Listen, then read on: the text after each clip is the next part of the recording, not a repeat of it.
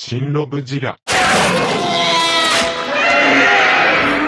And here he is, looking like a sentient pizza slice that turned into a Godzilla figure. Nah, but for real, lil bro be looking cheesy and saucy all at the same time. Starting, of course, with this blood red pizza sauce looking back. Sure, baby Godzillas. In the 1998 film, they looked about as colorful as every other movie that comes out today that's supposed to be considered dark and gritty and doesn't have much of a color palette. But Trendmasters, they were like, no, we gotta make these things bright and beautiful and eye-catching to all of the little idiot children roaming Toys R Us. I'm mostly talking about me, leave me alone. And it did work, and I do believe I always referred to this guy as Pizza Godzilla. Details, dry brushing, it's so very nice. And just look at that adorable boxy head with those big boo-boo eyes, bro. I can't be mad at this guy. The detail showcase is fantastic. I think the eye that is possibly free-handed looks really good. I don't know, can I see any inner details there for them to trace? I don't think so. Seriously, dude, look at that.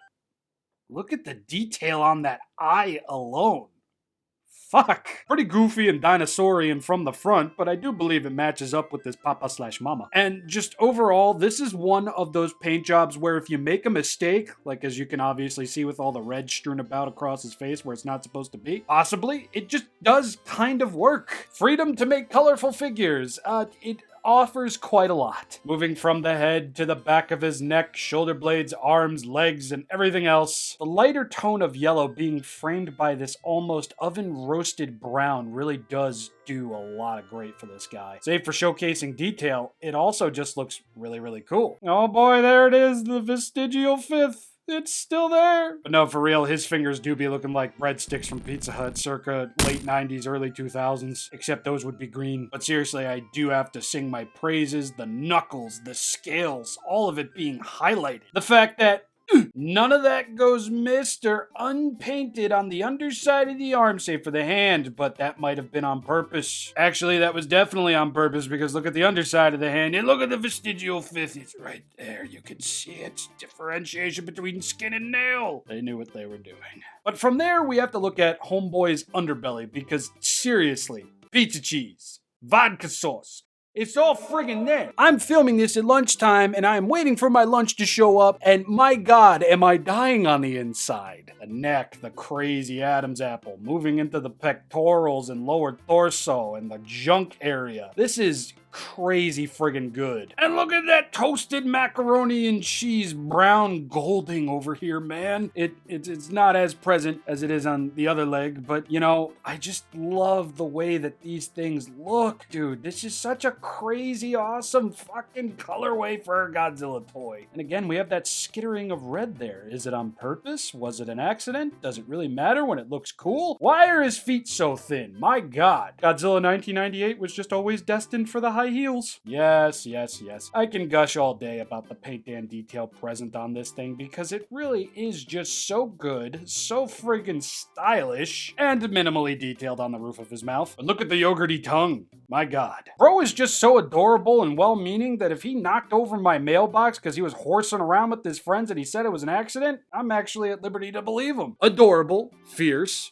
colorful, a deadly combination. Trendmasters Godzilla 1998, Baby Godzilla Claw Slasher? Is that his name? Yeah, Claw Slasher is quite lovely, but let's take a look at what his brothers and sisters looked like. Tail Thrasher, Hammerfoot, Razor Fang? Razor Fang with that extra boxy head and those super sharp teeth. What a look. And finally, we got Baby X. So that's what that motherfucker from Resident Evil 2 that chased Leon and Claire all throughout the police station looked like before he grew up and looked like chromed out The Rock?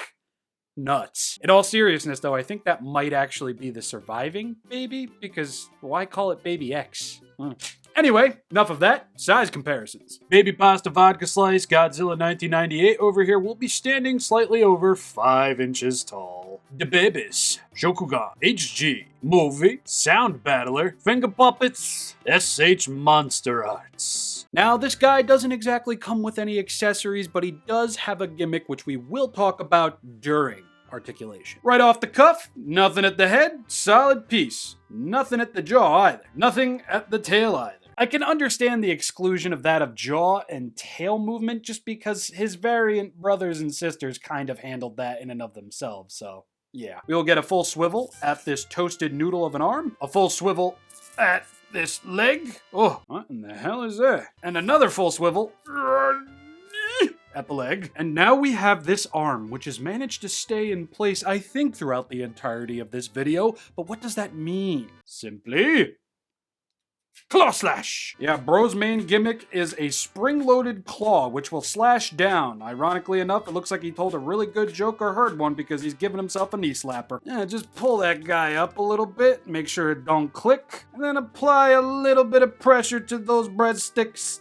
And boom, he slapped his knee. And while this might be a display of the most criminally basic 1990s toy articulation, it was still a lot of fun as a kid. I can't tell you how many times I took 2 boxes and put a pencil in there and just slashed his hand through the pencil. The pencil was already broken, I just wanted him to feel like he was strong. And as weird as it might be to say, it does feel like the paint job in and of itself really does make up for the fact that this guy was so basic and essentially copied and pasted with his variants somewhat, kind of, not entirely. To this day, ages and ages after these figures and its parent movie released, I really can't help but continuously praise. A stylized version of a character from a movie, with an equally stylized paint and detail application that just makes the product itself shine. There was a lot of instances in the 90s where the toys outshined many a movies, and ironically, this is one of those. And I say ironically because the same thing happened with Independence Day,